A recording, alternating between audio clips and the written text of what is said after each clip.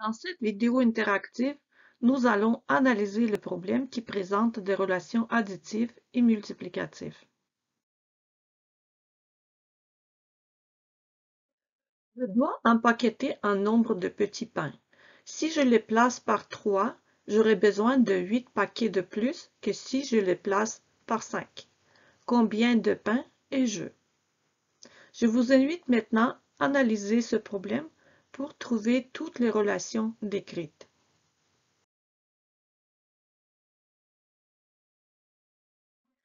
Vous avez constaté que toutes les trois relations sont décrites dans une seule phrase.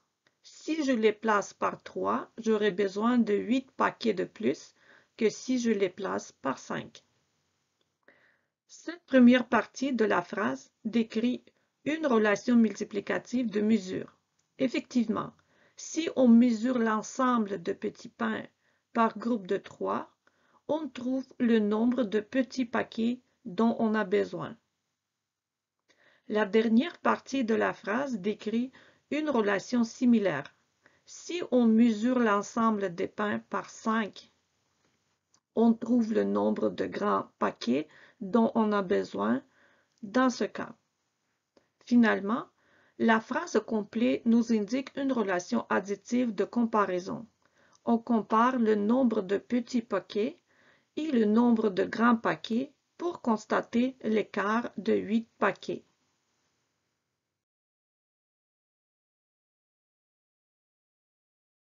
Avant de continuer, essayez de construire votre représentation des trois relations. Pour construire une représentation, nous allons d'abord imaginer les petits pains en paquets de 3 rangés en ligne. Ce sera la représentation de la première relation multiplicative. Effectivement, 3 pains par paquet est l'unité de mesure, le nombre de paquets est le nombre de répétitions, et finalement, toute la ligne représente l'ensemble des pains. Nous pouvons aussi imaginer un autre placement des pains, cette fois par 5. Si j'imagine les pains un après l'autre, horizontalement, les deux lignes seront d'une même longueur, car chaque ligne contient la même quantité de pain.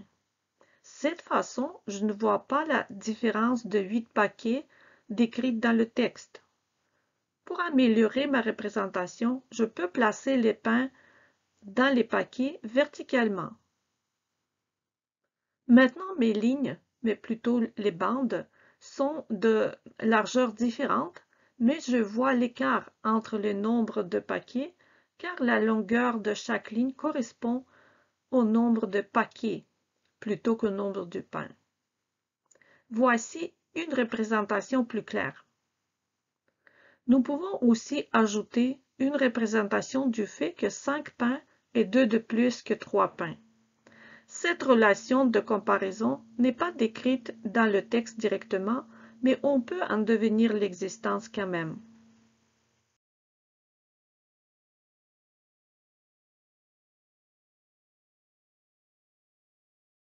Voici une autre façon de représenter les deux placements des pains. On voit que chaque paquet bleu contient 3 pains et chaque paquet vert contient 5 pains. On doit aussi tenir compte au fait que le rectangle bleu représente le même nombre de pains que le rectangle vert. Il est facile maintenant de constater que les deux rectangles rouges représentent le même nombre de pains car leur largeur et longueur sont identiques. Ainsi, les deux rectangles jaunes contiennent le même nombre de pains car dans les deux cas, il s'agit du reste pour compléter le rectangle rouge jusqu'au nombre total de pains. On voit ici une autre relation additive découverte à l'aide de notre représentation. Le total des pains est composé de deux parties, rouge et jaune.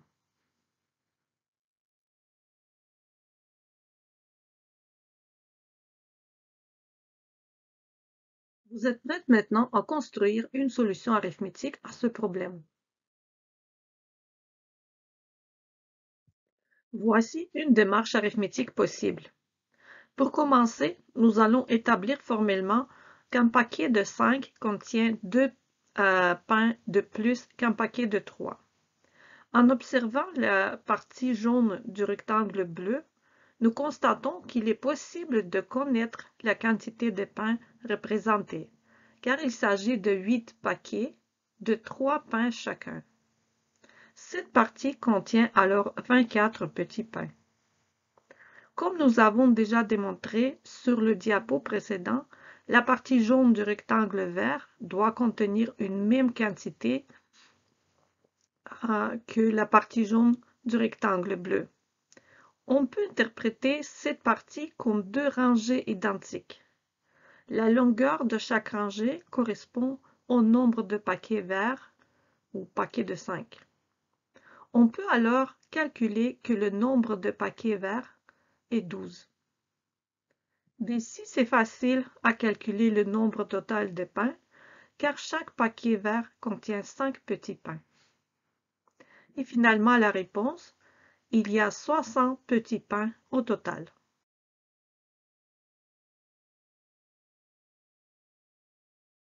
Le problème est résolu, mais notre apprentissage vient de commencer. Je vous invite maintenant à construire une solution différente. Par exemple, une solution algébrique. Pour construire une solution algébrique, nous devons choisir une valeur inconnue dans cette histoire pour ensuite exprimer les autres inconnus à l'aide de celle choisie.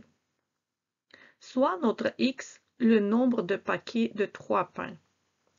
Alors le nombre de paquets de 5 devrait être x moins 8, car il y a 8 paquets de moins pour les grands paquets.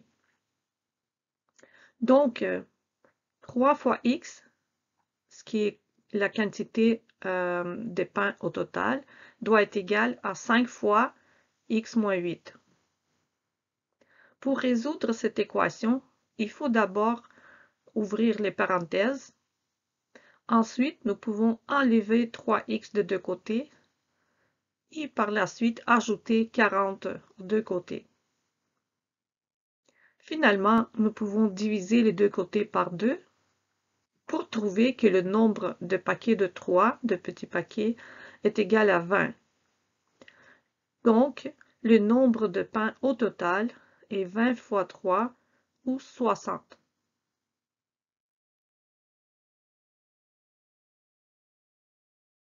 C'est possible que votre solution algébrique était différente. Chaque solution algébrique dépend de notre choix de x. Voici une autre possibilité. Soit x, le nombre de pains au total. Alors, le nombre de paquets de 5 est x divisé par 5. Et le nombre de paquets de 3 est x divisé par 3. Et nous savons qu'un écart entre ces deux nombres est 8. Donc, x divisé par 3 doit être égal à x divisé par 5 plus 8. Pour résoudre cette équation avec les fractions, nous pouvons d'abord enlever 5 divisé par x des deux côtés. Maintenant, nous devons effectuer l'opération avec les deux fractions ou faire les termes semblables. Évidemment, le dénominateur commun pour cette opération, pour la fraction, c'est 3 fois 5 ou 15. Et comme résultat, nous obtenons la fraction de x 15e qui doit être égale à 8. Pour simplifier un peu cette expression, nous pouvons multiplier les deux côtés par 15 et nous allons obtenir 2x égale à 120. Finalement, nous pouvons diviser les deux côtés par 2 pour trouver le nombre de pains au total qui est égal à 60.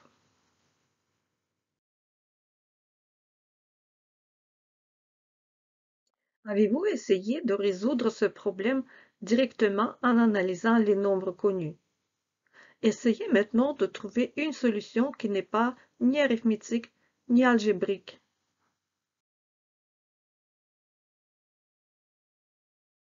Voici une autre possibilité de solution. Dans le texte, on peut remarquer que tous les pains peuvent être placés par 3 ou par 5. Donc, le nombre total de pains est divisible par 3 et par 5. On peut essayer les nombres divisibles par 15 pour vérifier la différence ou écart entre le nombre de paquets, de petits paquets et de grands paquets. Par exemple, si le nombre de pains est égal à 15, on peut faire 5 paquets de 3 ou 3 paquets de 5. Donc, l'écart est égal à 2. Si le nombre de pains est égal à 30, on peut faire 10 paquets de 3 ou 6 paquets de 5. Donc, l'écart est égal à 4. On peut continuer cette façon en augmentant le nombre de pains chaque fois pour 15. Et finalement, nous allons trouver que si le nombre de pains est égal à 60, nous pouvons alors former 20 paquets de 3 ou 12 paquets de 5 qui nous donnent un écart de 8. Dans cette solution, nous avons utilisé les propriétés des nombres spécifiques 15, 30, 45, 60. Nous avons aussi organisé une recherche systématique pour vérifier chaque possibilité de 15 à 60. Cette approche est assez efficiente dans notre cas particulier, d'un écart de 8 paquets. Par contre, dans un cas de nombres plus grands, une recherche systématique parmi les nombres possibles peut prendre beaucoup de temps et ainsi amener un risque d'erreur de calcul plus significatif.